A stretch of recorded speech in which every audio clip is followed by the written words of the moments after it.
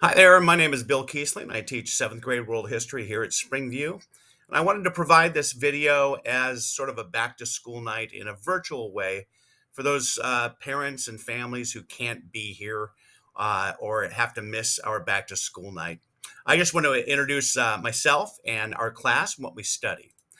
What subjects will we study? Well, the course is a kind of a survey of many different things from all around the world, from the fall of Rome to the dawn of the modern age, about the year 300 till the 1700s. So we study the fall of Rome and the era, the rise of what historians are now calling the era of Christendom.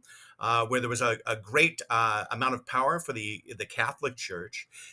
We also study the civilizations of Arabia, the empires of India, and we take a look at world religions in the sense of taking a look at Christianity, the rise of Islam, and the conflict that emerged between the two religions. We take a look at Buddhism and Shinto and Taoism as well.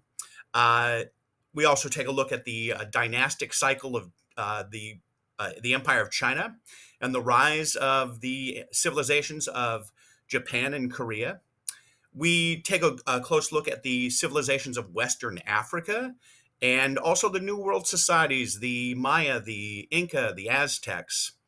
And then we go back to Europe. We take a look at the Renaissance, the Reformation, the Scientific Revolution, and the Age of Enlightenment that led to many of the thoughts that led to the founding of the United States. Core skills that we'll focus on this year.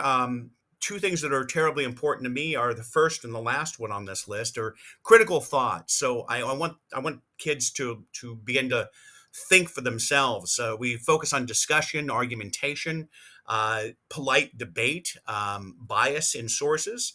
We take a look at reading and note taking skills. I teach them close reading and Cornell style note taking. We also do research, evidence, and presentation, so they get some a little bit of public speaking skills, as well as formal writing and research, collaboration on projects, because of course working in groups is so terribly important, not only in school but in life. Proper citation method, which they'll certainly need as they get into high school. And then the last one, which I think is terribly important, is empathy and compassion for others, encouraging students to understand others and understand the plight of others through learning history. And how will we study these topics? We'll travel through the time on as a family during the Black Plague, trying to survive and live to tell the tale, hopefully. They will build a manor house and defend it against an impending Viking attack. We'll organize a group Shark Tank style presentation to learn about the innovations and inventions of the Chinese dynasties. They will research and collaborate on group projects while honing their Google Suite presentation tools and experience. And then also, they will end up, I'm hoping, we're trying to raise the money to get the software to take them through virtual reality to go see things like the Aztec pyramids, to allow them to look off of the Great Wall of China, to visit the Incan ruins at Machu Picchu, and much more. Our textbook is, they can certainly get a hardcover one and bring it home. We use the hardcover textbook in the classroom. But other than that, for at home assignments, what I often do is I just scan the pages that they'll need for that week and put them into a PDF form. So all they have to do is just bring it up at home. And it's much easier than having to go onto our online system and look at the entire online textbook. It's a lot easier to navigate that way. As such, students will kind of require internet access at home. And if they don't have that, they can check out the Harvard hardcover textbook. But the nice thing is that we can help with providing at-home technology, whether it's rented Chromebooks, hotspots, things like that. So just check with us. Speaking of homework, it's assigned on a weekly basis. What I do is I give it out on Monday or Tuesday of each week, and it's always due on Friday. If it's online, it's due by 8 p.m. If it's a paper homework, then they need to hand it in while they're at school by 3:10 p.m. Some in-class work time is given, but the remainder is done at home, and it's usually no more than 45 minutes to an hour's worth of homework a week. which amounts to really no more than 15 or 20 minutes a night. And I encourage the students to begin to pace themselves a little bit with their work. The purpose of assigning homework is to reinforce learning in the classroom, but also to foster a sense of personal responsibility among the students and encourage organization, meeting deadlines, keeping track of meeting time increments along the week. It's all part of executive functioning skills.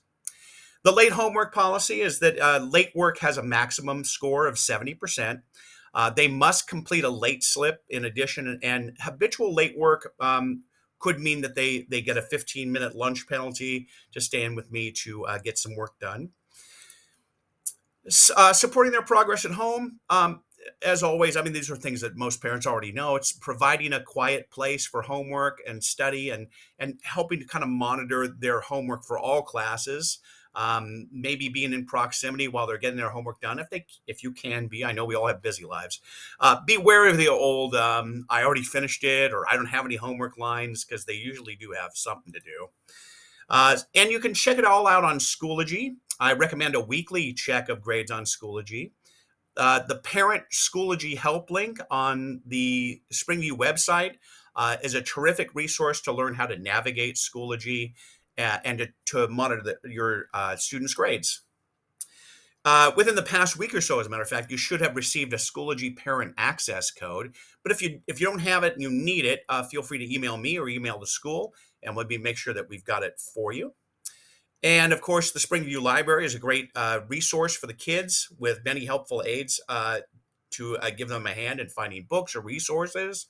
Beyond hardcover, we've got a lot of ebooks there and database access for research. It's open a half hour before school and after school and during lunch, and provides printing services for the kids too. And they can check out books on a 3-week period, and they can be renewed as needed. And there's a 10-cent per day late fee.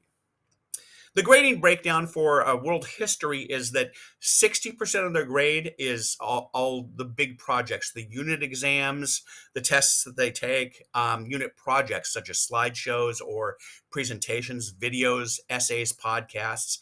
40% of their grade comes from the classwork and activities, short quizzes that we might have, and the homework that they have to do.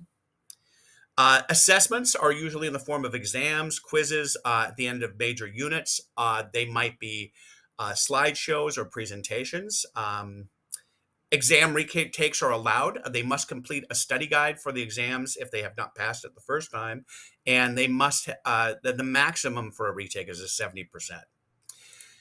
And just to kind of wrap it all up, I want to be a partner with parents in educating your students. So if there's any way that I can help, or you have any questions for me, please contact me by email anytime. I'm very responsive by email at the address you see on the screen, wkeisling, Keisling, at rocklandusd.org.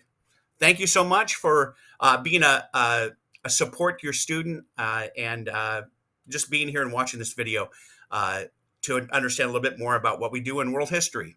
Thanks very much. Bye-bye.